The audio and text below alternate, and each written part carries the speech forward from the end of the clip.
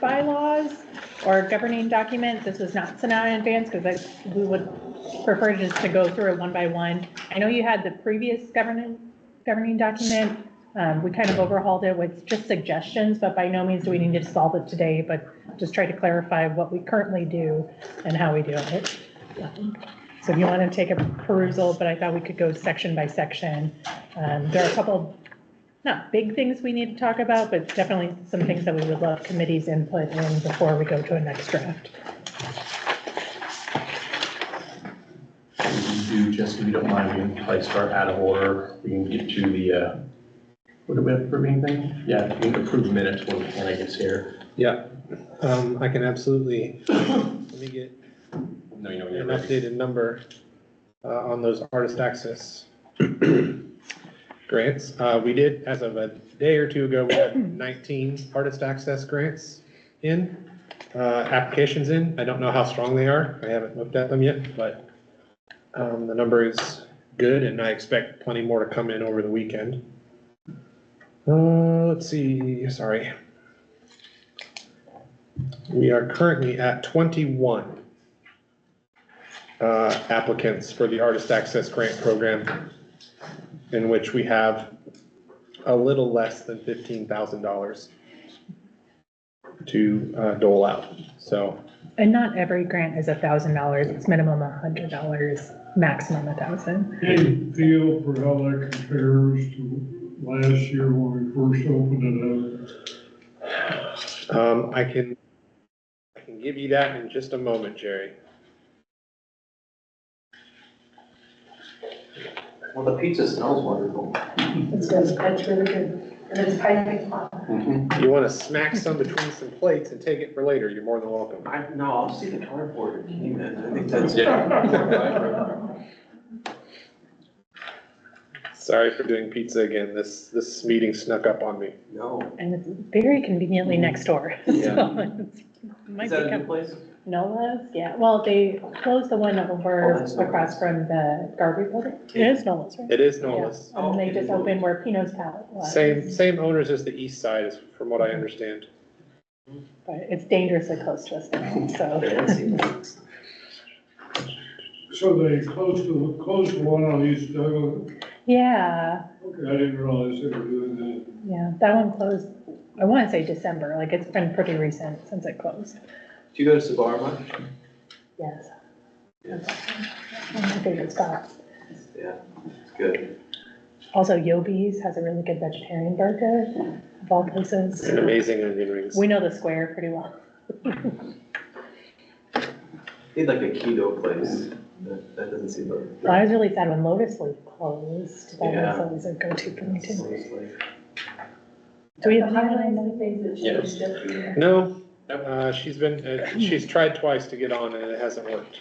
So highlights, under eligibility criteria, that K, L, and M were actually on the previous document. I will say K is one of the things that we want to talk about in particular.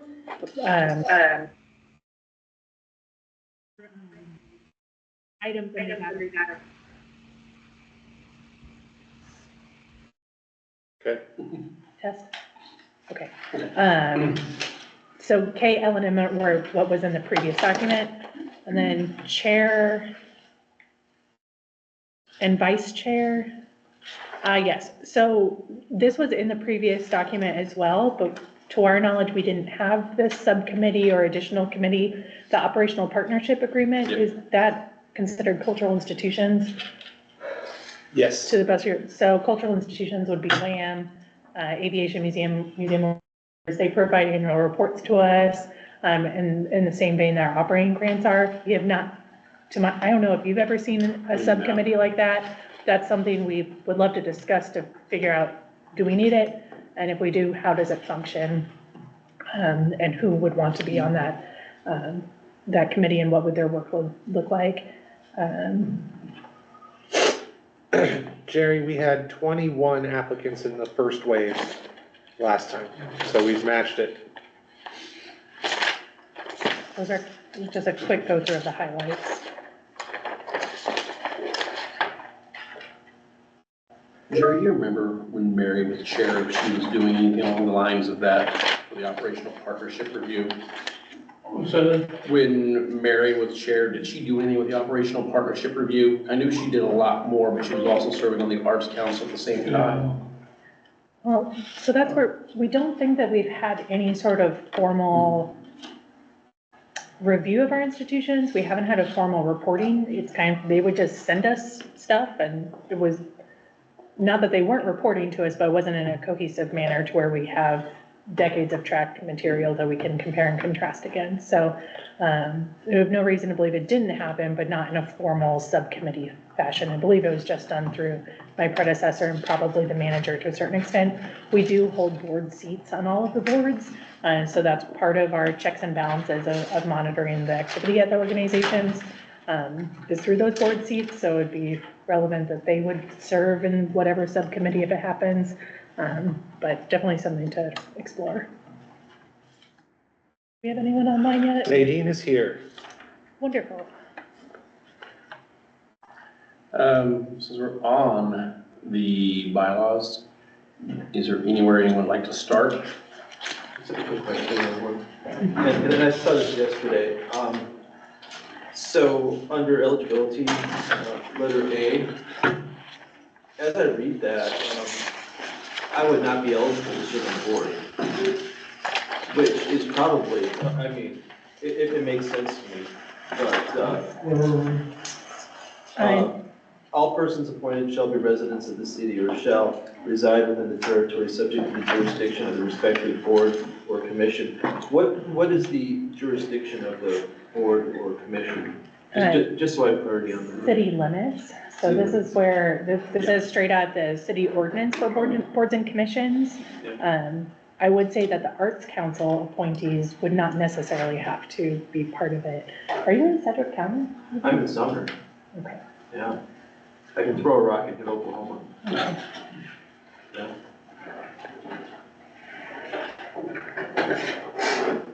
Which is, I mean, you know, whatever is best for the board. I just had to bring that up.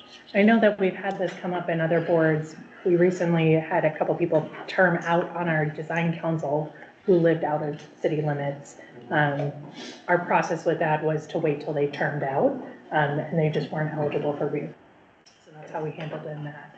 Yeah, does Nadine live in? She lives in Butler Butler County. County, yeah. Really? That's what she says. Because the other thought is, the more the city and county are collaborating together, and we're looking at this shared services department that could potentially happen, county appointments could potentially take place. But Jim and Nadine. Anyone else not live within city limits? I'm in Sedgwick, I'm in East Grove and Sedgwick. I'm surrounded by the city. Is that the place you can't speed at all? Yeah. Yeah, trust me, they do. Yeah. Okay, that's something we can discuss with the clerk's office Enclave. and figure out what those things look like. So valid point. While we're under this section of eligibility, the K is the one that we wanted to talk with the group about. This was for the last one. And Ann Kiefer's not here. She just let us know she wasn't able to be here. So I don't want to put her on blast or talk about her without her being here, but just something to be aware of, that as she's an employee of an organization that does receive funding, even though she declares conflict of interest, it could be an added conflict. I would say this one is not necessarily a legal requirement. This was just from the previous document, so something to think about. And Nadine, I'm not sure if you're looking at the document, so I'll just read it and for the record. So it states members who are employees of arts organizations eligible for funding may not serve on the board. Board members of arts organizations may serve but must declare conflict of interest and leave the room during discussion. So I know we have many of you that serve on boards or serve in an advisory capacity or in a volunteer capacity, but this one states employees of organizations. And my first year here, we had one organization thought it was a little strange that we had employees of an organization on it, but that was it. I haven't heard anything since about that. At the time Ann was appointed, she was not an employee of the Ulrich, to my knowledge. So Her appointment would have predated her employment, but it's worthy to bring up in discussion. How do we feel about that? And we have not talked with Ann about that either, so we don't have to solve it in this meeting, but at least wanted to put that out in discussion. So, again, not that this is about me, but since I work at Friends University, which is a not-for-profit with fine arts, would that include that, or somebody from Wichita State, or somebody from, would that include that? It could if the committee were to approve the universities to apply. We have history of it going both ways. Currently, they do not receive funding other than WSU on behalf of KMUW and Ulrich, but like the Fine Arts Department does not, like the university proper does not, the foundation does. So right now, Friends University is not eligible? They're in the gray area. Okay. Would be a case by case, Okay, or we'd have to decide. Ann Kiefer essentially, doesn't she work for Orange? Correct. Yeah. Would that be a conflict here? That's why we're bringing it up, Jerry. As it currently reads, it is a conflict if this document prevails. And it could be treated the same way where other boards have treated people living not in the area, that once they term out, they just become. And because she did, again, she was a consultant doing her little freelance stuff. She was helping out with arts partner, but she was an employee when she was brought onto the committee. It is, I mean, it doesn't look great from a just view of what we're doing if somebody's on here, even if they do step out. Yeah. It's tricky because my philosophy is we want individuals who are engaged and knowledgeable of the community, and to find anyone that's not, is engaged and knowledgeable enough, but not too much. And that's like a very delicate balancing act. I think it wouldn't be a good look in the long run if it's like the executive directors of all the organizations make up this committee. That wouldn't likely work out. Hence why I believe it was probably created to begin with, but. I mean, my 2 cents on this is to do our level best to eliminate the gray areas. And so, whereas there might not be a conflict of interest with, let's just say, friends, I think you might want to word this to where even the impression that there might be a conflict of interest, that you make those people ineligible. That would be kind of my recommendation. It's like, yeah, friends can and can't be the best. I think it's just a safer, cleaner swath just to make these people ineligible for the appearance of a conflict of interest. Like Don said. Could I ask for a clarification or maybe a friendly amendment to that of whether they're eligible for funding versus seeking funding? So if an organization is eligible but doesn't seek funding? But, okay, so my rebuttal on that would be, you've got people on the board and you don't know whether or not they're going to seek funding. So you could be on the board and they could choose to seek it, and then where are you at? I mean, that's just, yeah, I guess I'm thinking that more of like the staff level versus the board level. okay. Isn't Jim kind of describing Anthony Joyner's situation? When he came on this committee, we had no idea he was going to seek funding. And then he threw us, some confusion into the mix when he did it back. Did he apply when he was on the committee?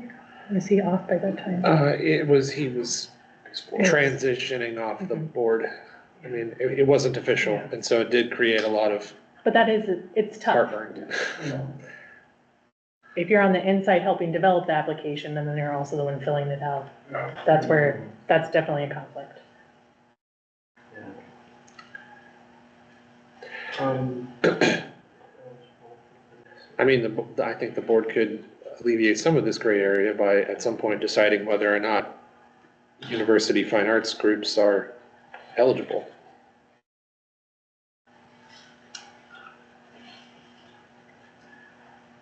Can I complicate it just a little bit more? Of course. That's why you're here, Jim. Thanks.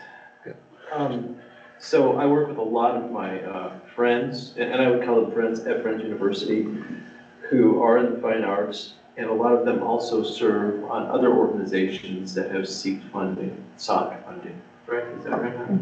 On a banana?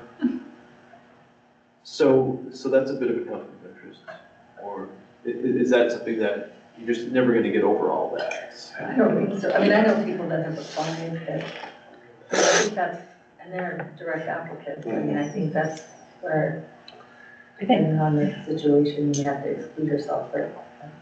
The way we've kind of defined the board or the conflict of interest, and to a certain extent, it's, you have to self-identify your conflict, and determine it for yourself if you believe you're in a position to where it could be perceived, to benefit someone. But if you're in a decision-making capacity for an organization or an entity, then that would prevent you from being part of it. And I know, is Martha on?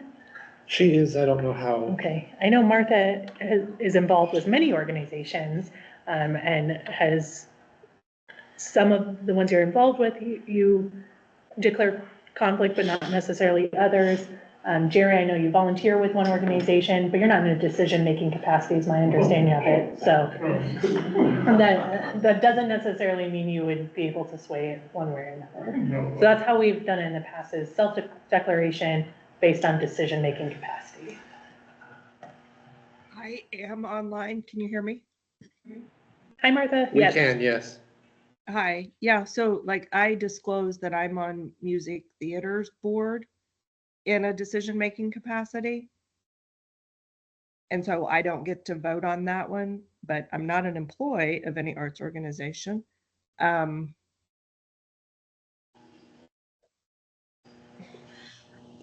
I lost my train of thought.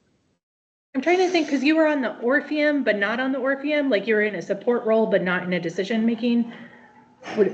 Right, I'm on the leadership campaign committee that's raising the $9 million. But I'm not on the board.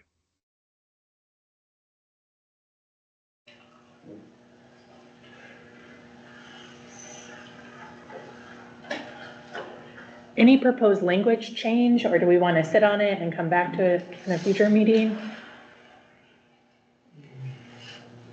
We definitely want to garner Ann's opinion because this directly impacts her role.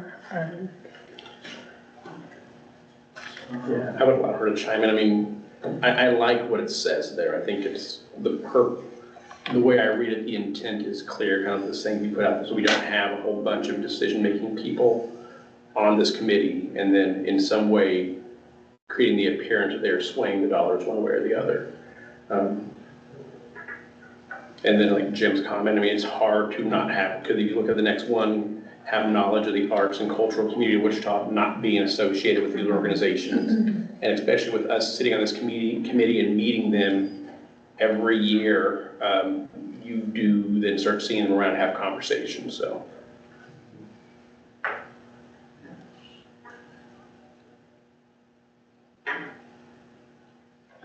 I like the wording too. I would interpret K to exclude me though. Yeah, I say I would not see it excluding you. You wouldn't? Mm-hmm. You? No. I'm an employee of an organization that is eligible sometime. Yeah. But at what capacity? I mean, who would be able to, you're not in the fine arts department. Oh, I run the place. No. Yeah, see. I know. That's funny. Yeah, no. I would say, if I flip it on like how we interpret it when it comes to the organizations applying, I think Envision is a good case study for it. Is the larger Envision organization eligible? No, but is this one department? Yes. And so if you were the head of the fine arts department, then maybe it'd be a little bit more perceptive, unless you've been recently promoted and I didn't know about it. That'd be demotion, I mean. Really. Hey now, but because you're not directly affiliated with it, your employment has nothing to do with the eligibility or prospective applicant, to my knowledge. Yeah, no, I mean, I could argue that a beautiful spreadsheet is a work of art, but that's not gonna land here. So we can leave the language as is, we can come back to it at a future meeting and as a larger discussion, but sit on it, think on it, sleep on it. I would say, let's make sure we have your Ann's input. And it's something we'll likely get further like legal consult in to figure out what that could look like. And then the other two, that L and M, those ones were also already in the previous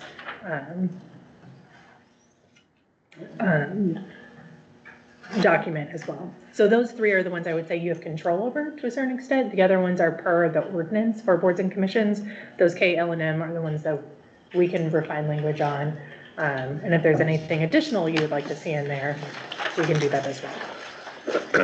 Have you guys had a chance to look at what other boards and committees are using? Is there anything that we don't have that you've seen that would be a good best practice from theirs? Not necessarily. I think I'm glad that we have it in general. I think this is best practice, getting the ordinance into the document, because the one that comes up with all of our boards and commissions is attendance. And I think with this one in particular, not being in attendance but still scoring, or scoring and not being, like, that can come into being an issue. So having a formality of you have to be in attendance to X amount of meetings in order to be on the board, or if you're not present, then that can prompt us to do some action, because we've had some vacant seats, or I think even when I first started with this committee, several members, or at least one member who hadn't attended in over a year, and we're like, how do we move on from this seat, because we need the people in the room to do the work. So I think that's an important one to have on here. Jessica, can you think of any? No, I haven't done any background on this. And what others are doing? Yeah. I will say conflict of interest is tough on all of the boards that we work with, because the nature of our work is you're involved. So design council struggles with it because they're all, to some extent, working on projects, so they recuse themselves when it's a project that they're actively bidding on or that their company is a part of. So conflict of interest is not unique to this board at all. Okay, if we can keep flying through, section 5 is where there's some other language that we've left some opinion on chair and vice chair. So this is an area that we thought was pretty gray in the past. In the past, the Arts Council approved the chair, but not necessarily appointed the chair. Sometimes they did, sometimes they didn't. It wasn't concrete in language, to my understanding. In some documents it said that they did, and some that they didn't. But my understanding is the committee appoints the chair, and then it was ratified by the Arts Council, maybe, sometimes. So we kind of have the suggestion that just stays within this body, that you self-appoint your chair. There's no additional power that comes with it, other than just a little bit more work and a little bit more demanding that you show up and preside over the meeting and come to city council from time to time. But there's no additional authority, to my knowledge. Extra vote. So that language is refined, not necessarily new, but this is, at least we think, clarifies it. Any comments or suggestions, or is everyone okay with that?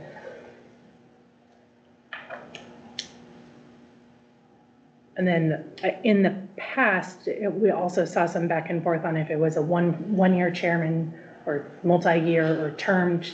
I think that's still up for negotiation. If it's a full term, Chair, would you like to comment? Yeah, it has, since I've been on it, it feels like the chair has been at least 2 years. Like it was Mary for 2 years, and then it was Beth. But I've never seen anything formalized on what that term was. And how long was Mary chair? Do you know? Because she was on and off for like ever, it seems. She was on when I came on, so I don't know what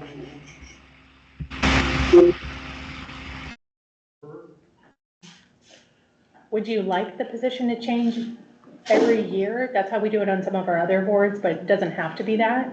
There's some nicety and continuity, but also we know that this committee does a boatload of work. So as far as we can spread it out, that would be nice too. Part of the problem to me with rotating it annually is the chair just starts figuring out what they're doing, or what, or the personality of their committee and what they're doing, and then move on to training the next person. That's that's not just an arts thing, that's been an issue with a lot of boards and committees. Don, like you're shaking your head. I agree. I think the 2-year is fine if we decide to do that. Happy to stay on as long as you guys require or would like, but I think 2-year is fair, because at least you get through one cycle and figure out what you can do better the next time, Yeah, and try to make those minor improvements. Because even though you sit here as a committee member, there's just small things that you realize you could probably do better the next time around. I would just tweak the sentence to say that chair and vice chairpersons may serve 4 years with a 2-year term, two consecutive term limit, I think is what we're saying. Because like if, I don't know, we'll just use Dominic as an example, but if he does two-year terms, and then that stays on the board, then another 2 years, maybe he would be eligible again? Or are we saying within the lifetime of the individual, they only can have two-year terms? I don't know. So my, Or if it's not consecutive, I don't know, what if he did 2 years and then he wasn't the chair the next 2 years and then came back for another? Is it 4 years total for the life of the individual? I just think we should think about that. so my understanding is you get 2 4-year terms total to be on the committee. So you get 8 years to be on the committee, is my understanding, which may not be clear here. And then 2 of those years could be as vice chair So and they 2 can could serve be chair. four 4-year terms with the 2, is that, so we're saying. Two 4-year terms. We need a spreadsheet. It's the same as the president. Four years, there's an Okay. error there. 4, in the- okay. There's an error there, and so I don't know how it's supposed So to be. 2, oh my gosh, I wrote 2 4-year terms. Okay. That we all can They do. may, the chairperson may serve 2 4-year terms with a 2-term limit. Is that what? As is that what chair. it should- Right, Okay. in the lifetime of the individual. Is that in total? Is it consecutive terms? Is it, It doesn't have to be. okay. It's like the president, like Jesse said. And if they, okay, We can clean that one up. Yeah. Yeah. 'Cause I don't know how yet, but we will. But 2 for The chair's the term is chair 2 and years. vice chair, 2 years is what I'm hearing.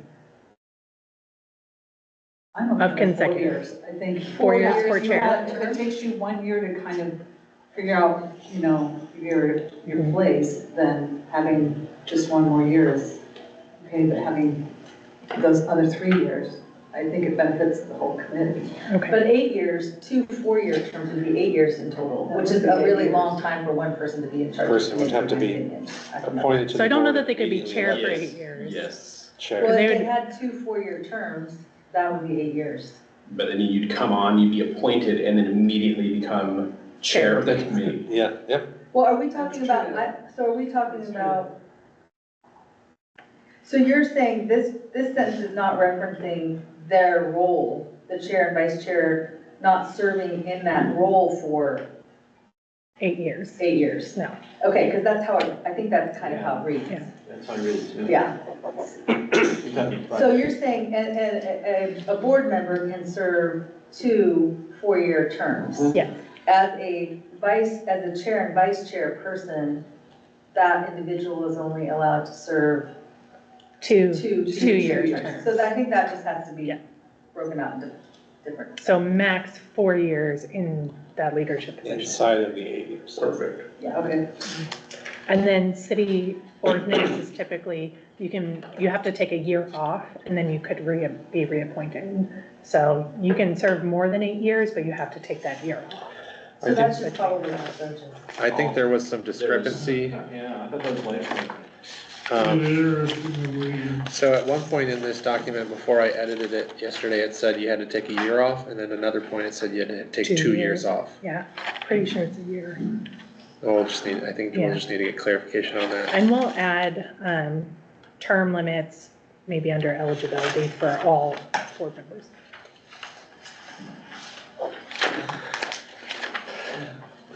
But we're good with the committee self-selecting your own chair and vice chair on a 2-year rotation with eligibility to reappoint after the first 2-year term. Okay, we got there.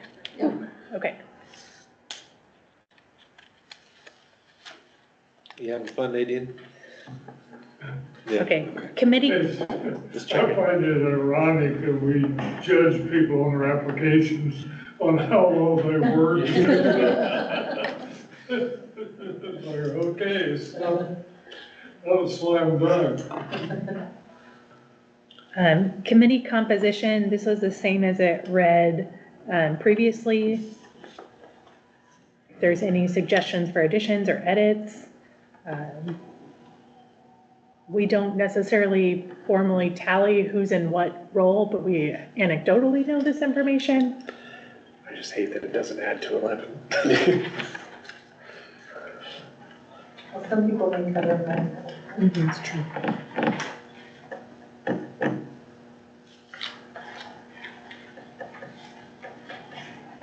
Okay, section 7 is just general expectations. Jesse updated this to what we currently do, which is always being refined and changed. The highlight on 28 to 33 hours is just for verification. Yeah. Is that, Yeah, because we would love to give this document to prospective committee members, is I that would probably change it to 30 to 40, just because 20 Yeah. to 33 seems like super. specific? That's what it was. I don't know. Yeah. Or I wonder if it should be just the time as one bullet point and like up to 100 hours a year. Sure. It's just an overarching. Yeah. Because it really does fluctuate if there's something going on, and it's not a monthly amount, it depends on what's happening. So is this, because in bullet point B, you have 30 to 50 hours. And I assume that that's before the Q&A session, so it is bullet point B after the Q&A Yeah. session? That's what I understood it to mean too.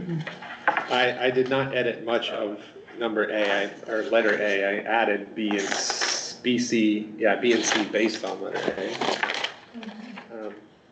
But we could just remove all of the time commitments and say, maybe under eligibility, that you need to have this amount of time available. Be willing I mean, it's, to commit. it's, can you Yeah. say it's a minimum of 1 hour a month for our meeting Right, and up to 100 hours for the year? yeah. You can add it. I like it broken down by sections, just to kind of get a grasp of it. Because originally, the bulk of our time was just spent in, historically, the operational area. We didn't do a lot throughout the year. I Yeah, mean, we were, once that was done, we were basically, once October came around or September, we got approval, we didn't do much. And I think we've done a really good job, thanks to staff, about making it a consistent effort throughout the year, how the workflow goes. Oh, I see.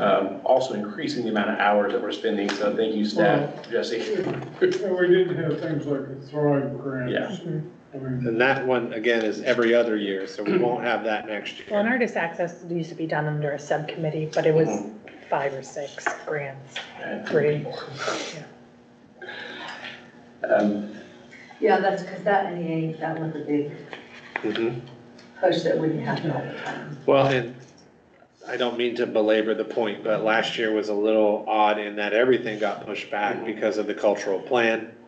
So theoretically, in 2026, when we're looking at Thrive grants again, God willing, well, earlier in the year, we'll have operational grants, then potentially we'll do Thrive grants, and then we'll do artist access after those. So it will be a little bit more spread out than it was. I hope. So I'm hearing 2 different things on how we list it here. One is bulking the time commitment together or separating it out. What if you did it as an overarching bullet and then put the sub-bullet under it, how you make up the time? That's fine. Okay, we can do that.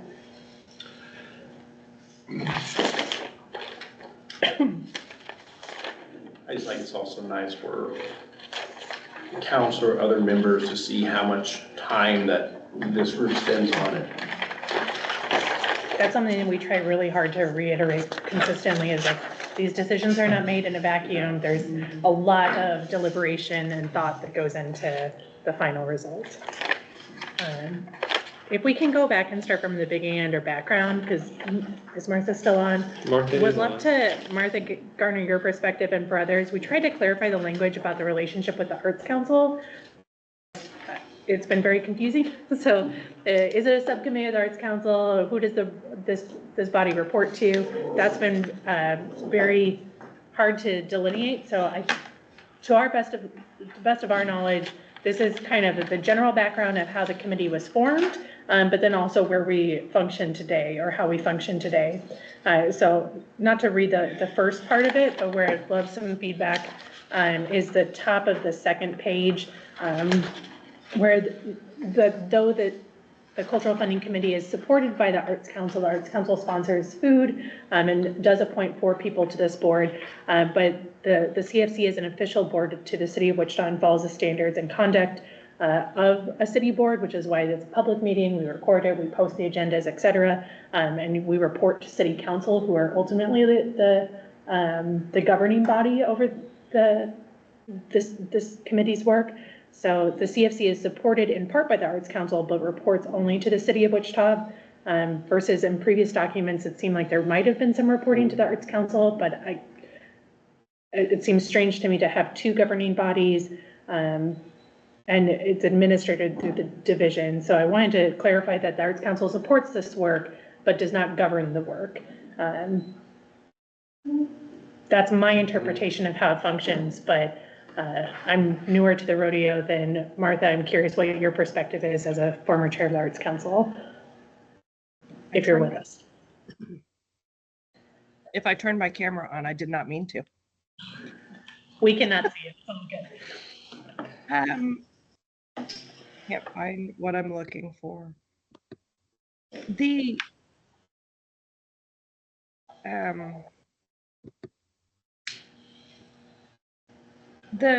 bylaws for the Arts Council may need to be reviewed. I don't have them memorized. It's been too long. And I know there was language in the original cultural arts plan. And I don't know how much of it made it into the new plan.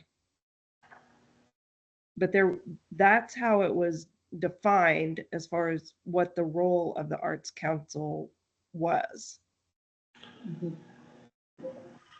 So in the in our new cultural plan, we just state that the Arts Council provides support to the CFC and that they appoint 4 members. That's kind of the language that's written under CFC, but also that it's under the program itself is under review based on the new plan. So we're restructuring it accordingly. So there's nothing binding us in the plan to Arts Council on it.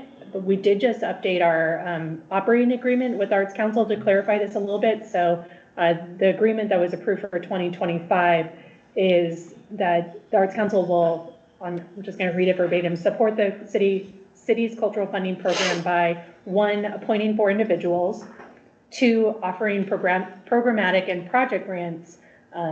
So they offer their own grants that's outside of this body, and 3, that they cover costs affiliated with hosting the Cultural Funding Committee meetings. So those are the 3 kind of responsibilities of support to the program. So we tried to clarify that a little bit. So by all means, they're still in support of the work, but they're not necessarily a governing structure of it. So I can't quote the Arts Council's bylaws, that those might need to revise, but in our operating agreement and in the plan, I think that clarifies that this is a city board and a city function that is supported by the Arts Council, but not governed by. And I guess why I really want to hammer this in is because the recipients are very confused, the applicants can be very confused. Sometimes they'll write a thank you note to the Arts Council for this funding, but it's really city funding. So it's trying to clarify that these are taxpayer dollars, and we want to make sure that the City Council is recognized for awarding these grants. Not that the Arts Council is not supportive of it, but that it is city funded. Okay, I mean, my computer's kind of slow. I went to my Arts Council folder to see if I could find bylaws, and what I found was Cultural Funding Committee bylaws, which doesn't make sense in my mind, that were updated 2/9/2021. But the heading on that document says requirements and expectations for members of the City of Wichita Cultural Funding Committee. It doesn't, the heading is not bylaws, but that's just what it's named as a folder.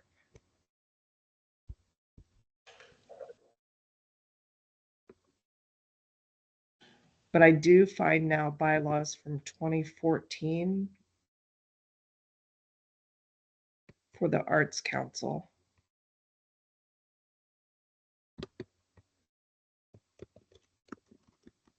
Lindsay, you could get the bylaws for the Arts Council, right? And just line up the language, so however they're referring to. Yeah, and we can do that internally with the Arts Council.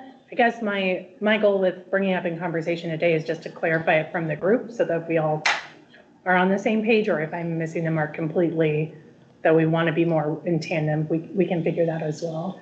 But I'm curious, Tricia, I'm looking at you and Allison as Arts Council appointees. Does that make sense of how that functions, or were you sold a different story, or? No, that was my. And Hannah as well. Yeah, it's Lindsay, there's nothing in the bylaws for the Arts Council that I'm looking at that mention specifically the Cultural Funding Committee. Are you okay with this language? And obviously you're seeing it for the first time right now, but does this language make sense to you? I think it does, yes. We tried to acknowledge it like earlier on the first page. The Arts Council was heavily involved in the creation of this program. So that's, I think, where it started. It was a subcommittee of the Arts Council, but now here we are today of how we function. I think when Beth originally reached out to me, she described it as the committee of the Arts Council and didn't necessarily clarify that it wasn't, it didn't have any jurisdiction over the Cultural Funding Committee. Like, I don't know that she made that distinction, but I understand. Well, and that's our, Beth as a board member for the Arts Council she would regularly provide them updates with what this body's doing, and we can continue to do that. I just wanted to have it clarified so that way whenever we do go to make a recommendation to City Council, we don't need to go to the Arts Council first for them to approve it, because ultimately the governing body is City Council to make approvals. I agree. Okay, we'll sit on the language. Sorry. Is the CFC a subcommittee of the Arts Council? Maybe. No, is my, I don't think so. Okay. Just for when I tell Yeah, people. it says in our document here, at its origin, it was considered a subcommittee. It was always considered one, but I don't know that it ever fully functioned as like a commit, because it wasn't a sub of another committee to my knowledge, but. It was back when the division and the Arts Council were much more intertwined. And so there was a lot of gray between what was the Arts Council and what was the division. And so I think this is just a remnant of that. And I want to say, as far as I'm aware, the chair was sitting on the Arts Council as well, which I don't think is necessary at all. And as I've done this long time, being in the position of chair, just realizing that the function and work of this committee would still operate if the Arts Council didn't function. I mean, we'd still be doing the work of the city and city council by reviewing these grant applications and making sure we provide funding for local arts organizations. So, I mean, that's how I viewed it. The longer I've kind of gone through and been a little digging in there. Again, our old plan and just some of the language out there, it's muddy. And then just asking people, I think there's a lot of just legacy. This is how it's always been done, and this is what we expect. But for a government entity or association, there hasn't been a whole lot of good paperwork. I was trying to get my emails from what Bernadette would have in there, and I don't have anything close to saying one way or the other. So Don, you don't serve on the Arts Council board? No. But Beth did? Beth did. Okay. And Mary did. And Mary did. Who was the chair before Beth. And like Joe Miller did, but it was not a requirement. Okay. I'm sure you'd be more than welcome. Sorry, I agree with Dominic what you're saying, except for the little caveat of the Arts Council appoints 4 members of the Cultural Funding Committee. So in the event that the Arts Council dissolved, our committee would get really small. Now, I was saying that the role and function of this committee would then be an entity of ours would exist in some way to do the will of city council in the city. True. Yeah, And I agree. the cultural funding plan is funded, and our portion of that has nothing to do with Arts Council funding. Correct. Correct. So there truly is no, aside from the fact that they are appointing members to this board, there's no connection. Is that fair? Except recommendations that are made, right? They go straight to city council though, they don't go to the Arts Council. So currently, the way it functions, and Jesse and I have been around, is the recommendations that this body creates goes to city council for final approval. It does not need to do a pass-through through the Arts Council. Do we know, so I'm just asking, because I'm curious, why they have 4 members that they're appointing to this? Is that I think that's how rather the, than it just coming from the city council? I think because they helped create well, this. and I think that's how the math works. If there's 7 appointees from city council, just to keep an odd number, they would either be 2 or 4, and 11 is a good Okay. number. And I will say, I think it's important that we do have those 4 seats. I think that's something that came up at the Grant Makers and the Arts Conference was like how inherently political the work that we do is. So having those 4 nonpartisan representatives or non-appointed by an elected official is really helpful. And it was in the cultural funding plan. And the Arts Council was a big part of Yeah. those plans. And I think it's important for the advocacy work as well to have, we really do need these strong partners, but also have clear lines of who's doing what. I think that's what I'm trying to clarify is who's doing what. Which I want to reread one of the sections that we have in our operating agreement with the Arts Council, because this is something we worked with them on to complement the work of this committee, but is offering programmatic and project grants, and the Arts Council shall prioritize any City of Wichita funding for arts organizations and initiatives that do not otherwise receive public funding for operations or programs.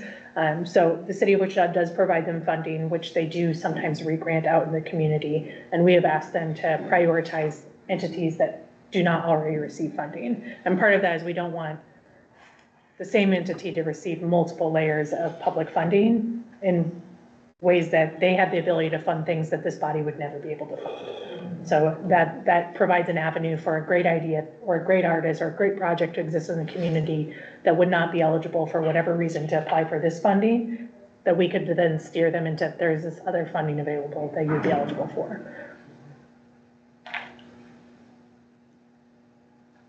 Okay, still sit on it. I know this is all new information, but this is actually very helpful. I think good governance helps make everything else work. I like the language that's in there, I feel like it's clear. Can I just validate what I think I heard before? On 3E, is that going to change from 2 years to 1 year? Yeah, we need to double check that. I made the number consistent, but I arbitrarily picked one. Yeah. Okay, thank you. And we'll do a consult on those of you that do not live within city limits, what that looks like. And then we'll read. That's new that I was used for. Yeah, well, I will say it's an Arts Council appointee. That makes it a little bit different because they self-appoint, but you're still, as a city board, required to follow the same protocol. So we'll figure that out. I think you can just add to the back of that, it doesn't apply if you're really charming. Which again, I would not be. Yeah, does not help that too much. But Nadine, on the other hand, it is. I very know, helpful. right? Yeah. Okay. Subject to approval.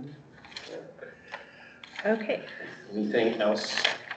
We will clean this up and perhaps ratify it at a future meeting, depending on how it goes. But definitely want to talk with Anne, because her position definitely is impacted, and see where that goes. Anything else about bylaws? Nope, Okay. not this time. Have they done correct grants?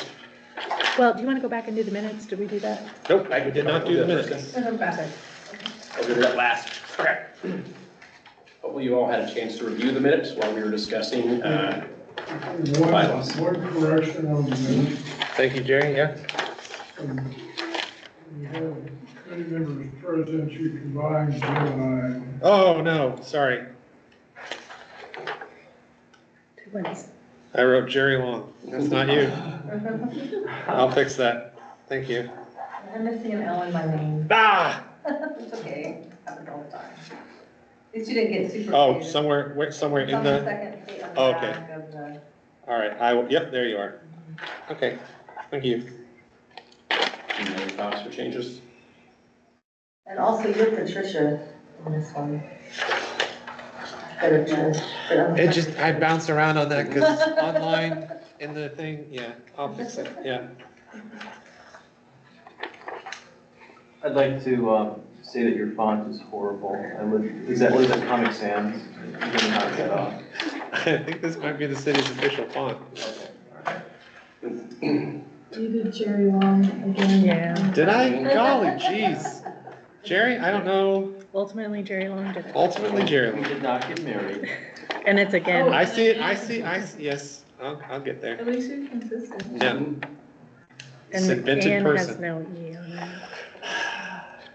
Guys, I was in a big hurry finishing this document. Great.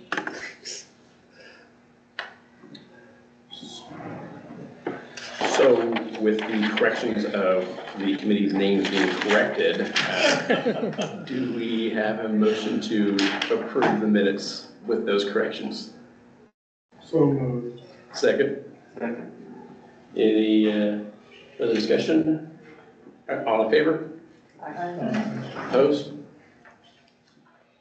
Motion passes. All right. Drive grants update. Do you want me to? I thought you wanted to discuss okay. Y'all selected three recipients. They were approved. We were able to find an alternative funding source for bouncing through downtown, which I believe you all know about. Sorry, Jerry, I thought I had emailed that out. I'm sorry if I sent it to the wrong email. So the call for artists for that has already gone out, so hopefully that will be very cool very soon. We are hitting a little bit of a snag with the ballet. Their choreographers that they were hoping to hire for their piece are not as immediately available as they were hoping. I'm not certain exactly what happened there at this time, but they're asking if they can move to early 2026 for their performance. The answer right now for that is maybe. I am mostly waiting on them right now to hear what the date would be. And then I will go to the NEA to request a potential extension for the use of the funds. So it's possible that we may have to switch to another alternate project depending on when their project would be available. So if for some reason they have to decline the award because they cannot present it as they applied for, and we're not able to extend the deadline with the NEA, then I guess what we're looking for is an alternative that we would have to go back to city council for final approval. So with that, you did have your top 5, of which we were able to. The 5th one, I'm trying to pull it up real quick, but Jesse, correct me if you think of it. It's Wichita in Black. The Wichita in Black podcast series was, I guess, the unofficial 5th one, but I guess what we would love to have is like a formal motion that they would be the alternate to receive that funding if ballet has to decline the award. Or open for conversation if you want to completely reassess everything. Remember who that last one was once we realized, because we were going back and forth between Ballet, Wichita, and would have been the podcast, and I couldn't remember who it was. Yeah. Sorry, can you repeat again the why ballet wanted to bump it to 26? that the choreographers they are hoping to hire for their piece, Breaking Boundaries, are not available in the time frame that which Ballet Wichita initially either assumed or hoped they would be, or had some sort of agreement that they would be, but they are not now. And so the choreographers need to move it back. So this was one that we weren't sure if it was planned and going forward, or clearly not. And so they applied with a proposal that would be spring of 2025, that these dances would occur. And as soon as we gave them the award, I got a call from them being like, well, crap, we might not be able to make it happen, they didn't anticipate to receive the funding, so they were very welcome with the surprise, but they did not have those choreographers on contract. Was there any language in the application that held you to doing it in 2025? And if not possible, then Yeah, it was, we wrote in the application that all funds would be expended in 2025. And they can't just do it later in the year, they're saying they need to delay until 2026. It's Christmas, New Year's area, so I'm doing my best to have a conversation with them about it. Yeah, coming off of Nutcracker, Right. we don't know yet. I think they're trying to figure out if they can pull it off. Okay. So we're bringing you into the conversation before having all the information. And so we're also trying to see if the NEA will even allow it to be extended, because we're on a grant timeline with them as a sub-grantor, when we need to close everything up with the NEA. Wichita in Black was your number 5. If I can say, we did have Regina Klinjowski as the other dance option. That was very strong. She, I believe, would have been number 6. I was gonna bring that up because I thought that was high priority in our discussion. And I thought maybe the only reason it had dropped down was because we We wanted to didn't do want 2 to dance. validate. Yeah. And we're not saying like immediately rescind the award and give it to someone else. We're just saying, if the worst comes to happen, we can't get this done because of the timeline. We just need another option. I mean, maybe we revisit those 2 as, Yeah, do we like re-review Alter. their applications and decide between the 2 who's an alternate if Ballet Wichita can't accept? We're making this up as we go. I mean, yeah. When do you think you'll know for sure? I'm hopeful in the next couple Yeah, weeks. we can give them a deadline Yeah, I too, would because give if we them a are going with deadline. another applicant, because, we need to let them know. yeah. Can we just find out what they say and then, did you want to do like an electronic vote or would you rather do wait until next meeting? I think we do electronic vote, because if there was definitely a clear option that we had, that we're discussing between Ballet Wichita and that 5th option that I cannot remember what The it was. podcast. It was podcast, yeah. The Black History of Wichita podcast. But then there's That the was number dance. 5, but then there was the other dance piece. Which I think scored really well. It did, yeah. I just can't remember all the information, like all I the understand. details. Yeah, I'd like to be able to consider both of those if we had to.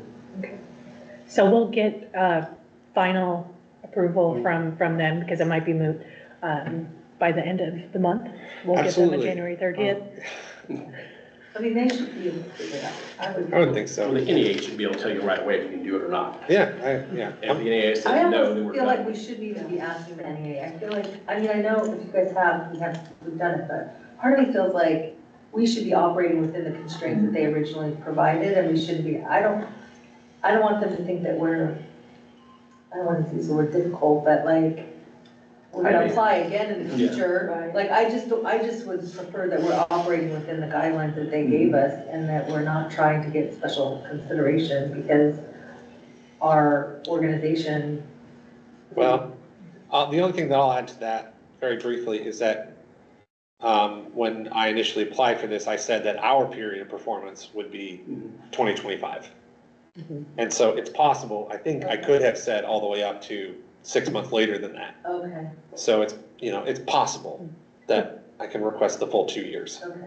But we also have to do reporting, so we need them to close it out, so then we can do our part of it. Right. So we would prefer not to have those be the exact same date, because that, No, thank you. No. Okay. And what if all three organizations that we granted money to decided that they couldn't do it until 2026? I just think we have to stick to 25. They can apply again. Hopefully we can get similar funding again in the future.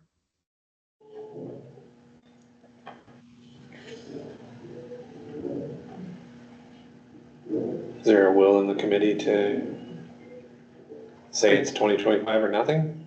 I'd like to hear what the NEA says. Yeah, I would wait, because I have, if they can do all the work except for the final performance in first quarter of 2026, but they've done the expense portion in 2025. I mean, we know with performing, finding location, say even they had it planned out and all of a sudden Century says, oh no, we got another show coming in that we're not going to give you the facility for, them having to find another location could still slow that process down. If they said, we have 2 other choreographers, we could, you know, that would fit this bill, and we could do it in 25. Sure. Jesse, are you familiar with who this choreographer is? Not at the top of my head. I looked them up while we were, I think they were in California or something. Yeah. weren't they? My understanding is at least one of them is working on a doctoral program and is slammed with academic work, so they wouldn't be available. That's my understanding of the, at least one of the choreographers' availability. Okay, Yeah. we'll wait to hear back from the NEA, we'll wait to hear back from ballet. We will By the end provide of the month. information to you one way or another by the end of the month if we need to go in a different direction or not. But the goal is that they would complete it within the calendar year as originally applied. If any modifications are desired, we'll address them as they pop up. Then I would ask everyone just kind of review those 2 applications that we talked about, the history podcast and Regina Kozlowski's. Can we send those out?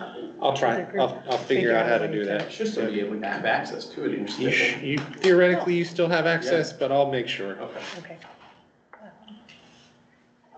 Any other discussion? Anything else you guys have? Just to reiterate, downtown development does have, or downtown Wichita has the call for artists out. So because it's such a fast and furious, I think January 30th is the deadline for artists or artist teams to apply. But please help share within your network if you know of anyone that would be a great applicant for it. But we're really excited that they can go.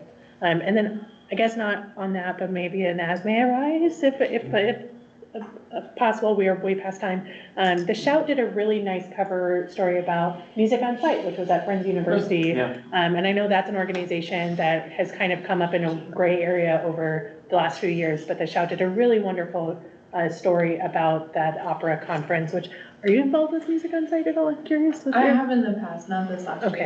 Okay. I thought they did a really nice way of like comprehensively talking through that program. As all of the organizations we fund are doing incredible work in the community, that one has just come up in discussion of how they operate within the community. And I thought that coverage was really nice. So that's all I got. Yes.